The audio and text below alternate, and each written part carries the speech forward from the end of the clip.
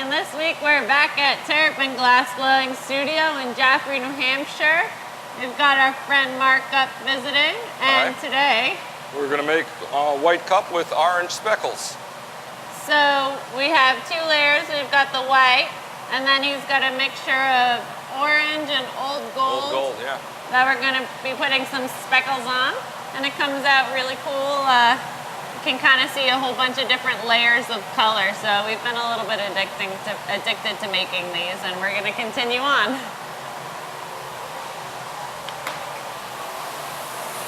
So he's going to start off with a hot blowpipe. The blowpipe is hot because that allows the glass to stick to the metal easier.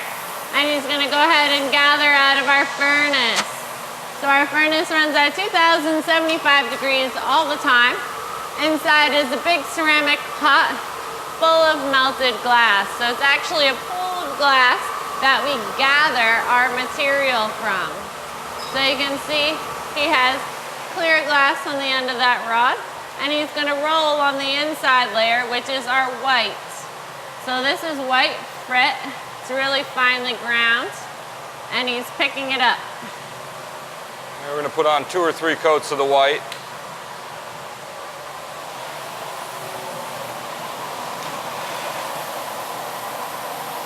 So he's heating in his first coat of white, then he's going to come back and get some more.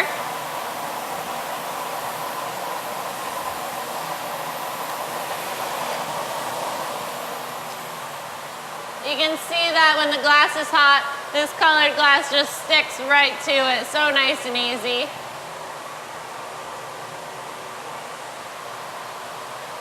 So just rolling in, picking it up, and then he'll go heat it up.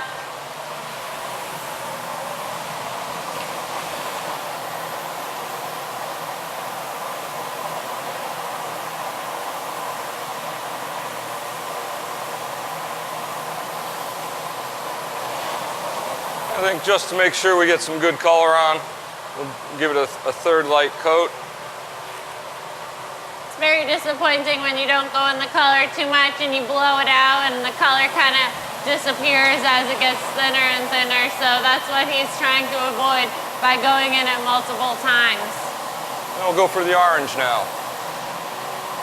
So now he's done with his white. We're gonna pick up our speckles. So we've got our orange and old gold frit, and this is not as finely crushed, so it kind of allows us to have a polka dot feel to it. And we want to get it somewhat of an uneven pattern on it. A little asymmetry for it. If he kind of puts that orange on unevenly, when it blows out, one side will blow out a little faster or slower than the other. So he's trying to put on a nice even coat so it'll blow out nice and evenly. The different colors get hot faster and cold faster depending on their properties. So putting something on evenly kind of allows it to all even out and blow out.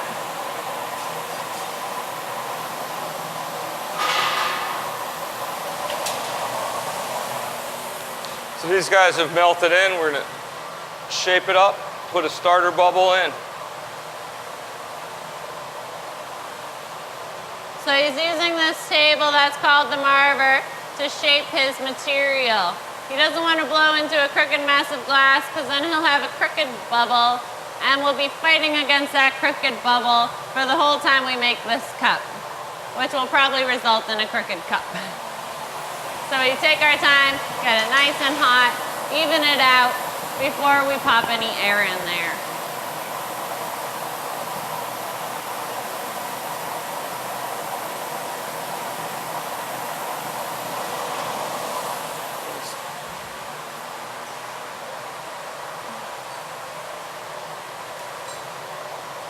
Shape this up one more time.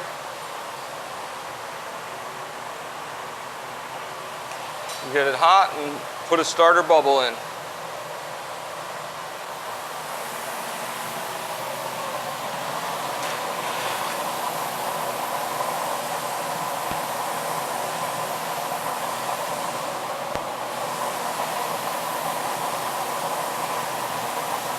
So he's going to heat it up on the glory hole, probably do a pass or two on the marver. Then he's going to give a big puff of air into that blowpipe and stick his thumb right over it and capture it. So that's called capping it.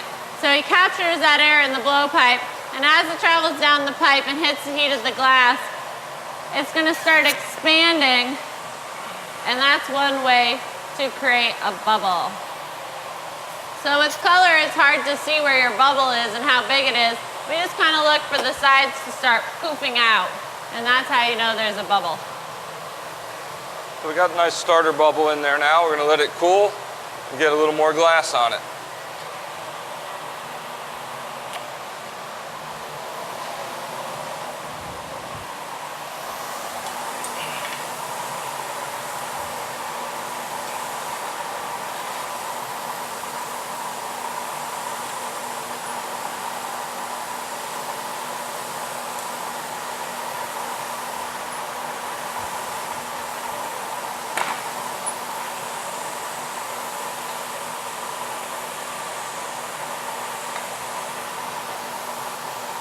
He's waiting for this bubble to cool down so that when he goes back in the furnace, it stays nice and stiff. If it's too hot, then his inside bubble will probably collapse.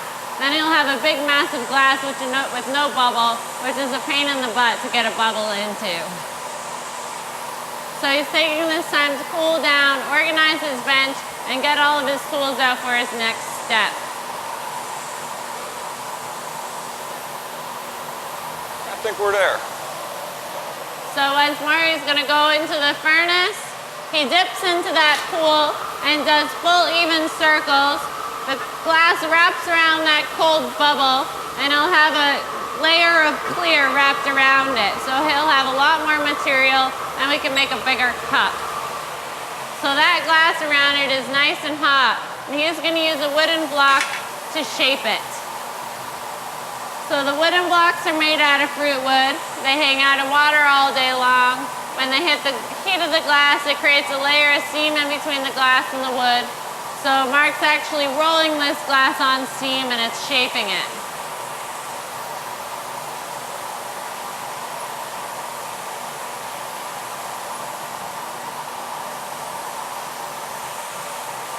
I'll take it over to the marver, shape it a little more.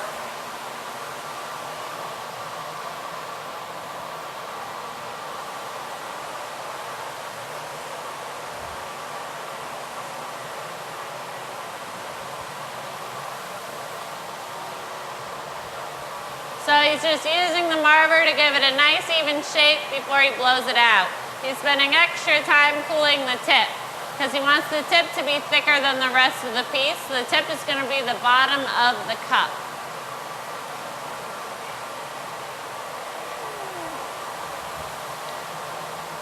And the pipe's a little warmer than I would like, so I'm just going to step over and cool it off.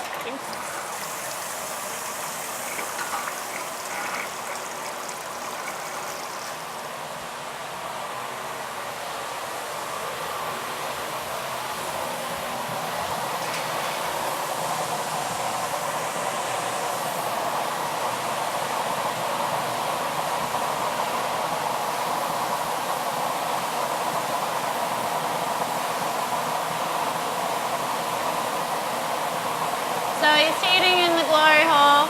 The glory holes are a mixture of propane and air fanned in from outside. And now he's going to come and shape on the marver. Going to shape up the tip. Let's cool that tip just a little bit. Then put some air in. Oop, and not burn the dog.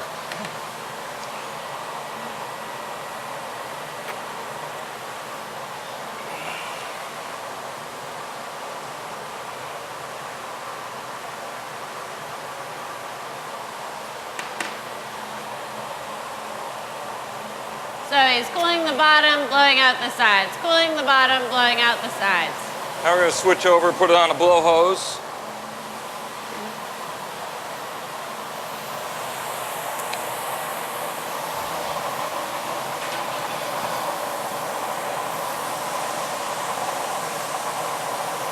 So the blow hose allows him to put air into the end of his blowpipe. The way we learned was having somebody sit at the end of the bench and we communicate with them how much air we want blow harder, blow softer, stop blowing. We went out to Corning and took a class with Bill Gudenrath, and he taught us how to use the blow hose, which is a pretty awesome device. It cuts out one person.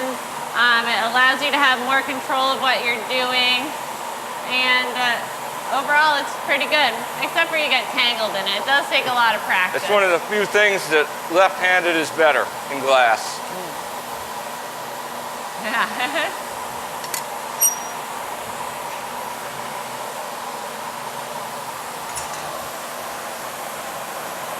So I'm going to stretch this out and start making the cup.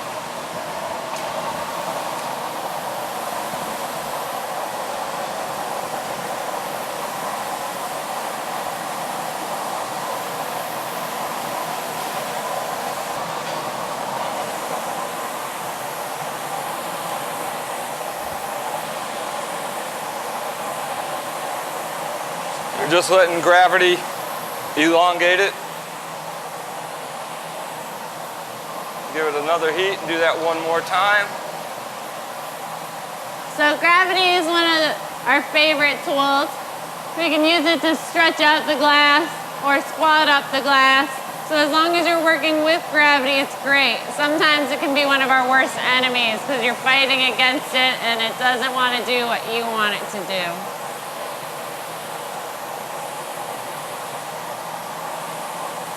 So he's heating and stretching, heating and stretching.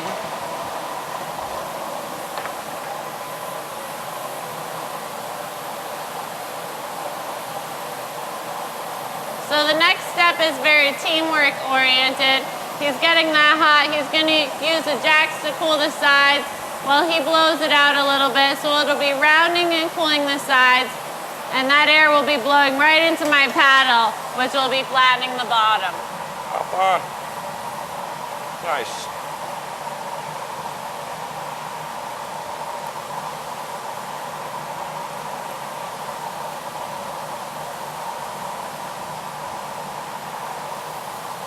You want to do it again or you want to punch That's good. Let's take a punty. So when he's finished working with the bottom, we punty it up.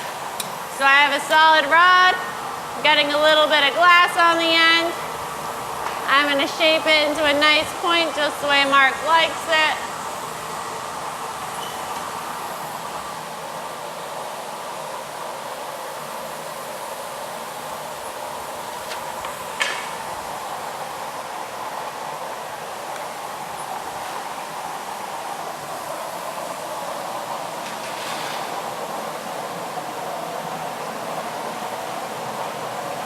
Behind you. Yep.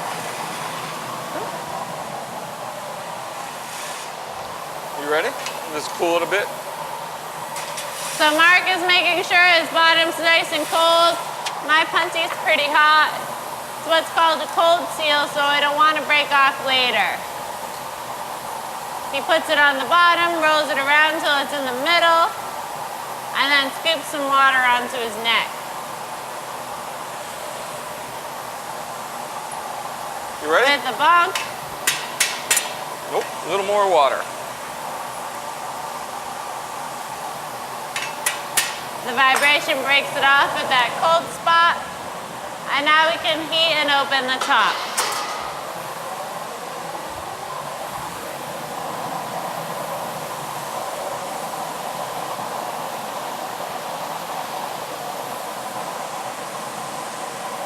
So what we want to do now is want to heat the end. The bottom part of the cup where it's attached to the punty is already shaped. So we don't want to get that too hot so that the shape there stays. We want to get the top of the piece hot enough that we can shape the rest of the glass. Have a look. A little more heat.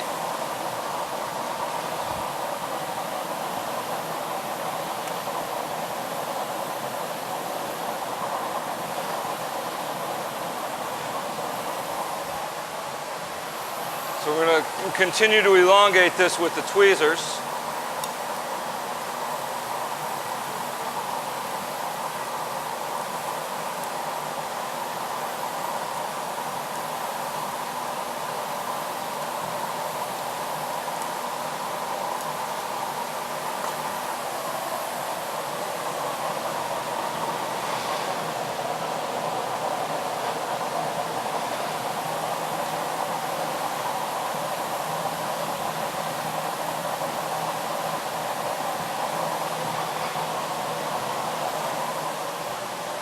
can take the scissors, shears, and trim off the part that we pulled on. And leave a nice, smooth, even edge for the cup.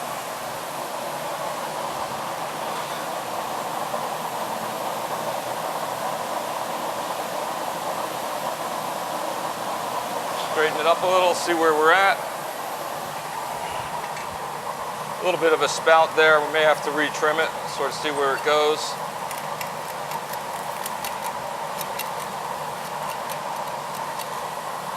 Not too bad. Do that, paddle it one more, then we'll Sophie it. So he's going inside with the jacks, rounding it out. I'm paddling the lip to make sure it's nice and smooth.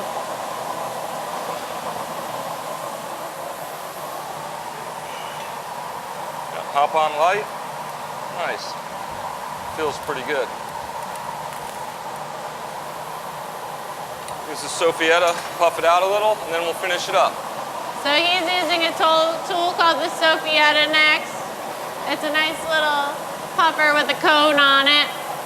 This allows us to put air into our piece after we're off the blowpipe. Rather than forcing it open with the tool, it'll pop it open and leave less tool marks.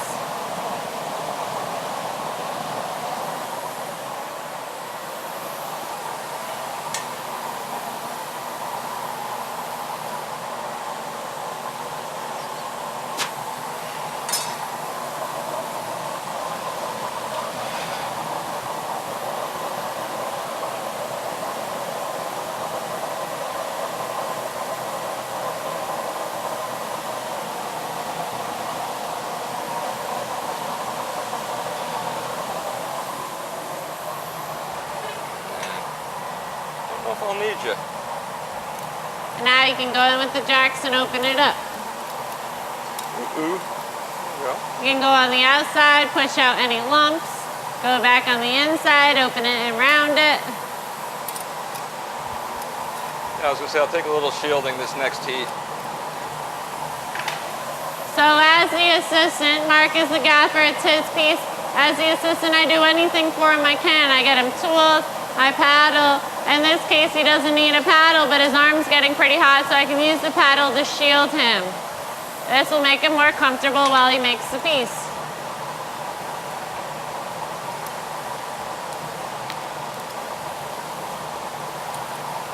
What we're going for here is that classic pint glass shape, nice taper.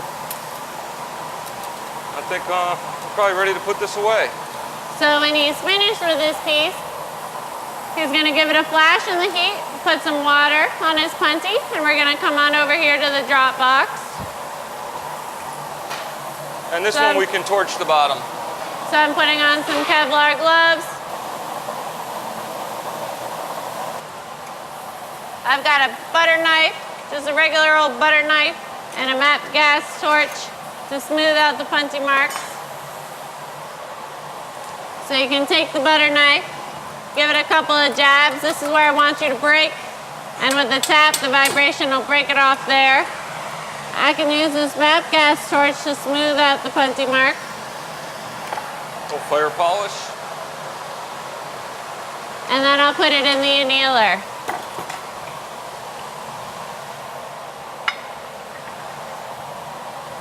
And this is this week's episode of GroovyGlass. Thanks for coming in. Thanks.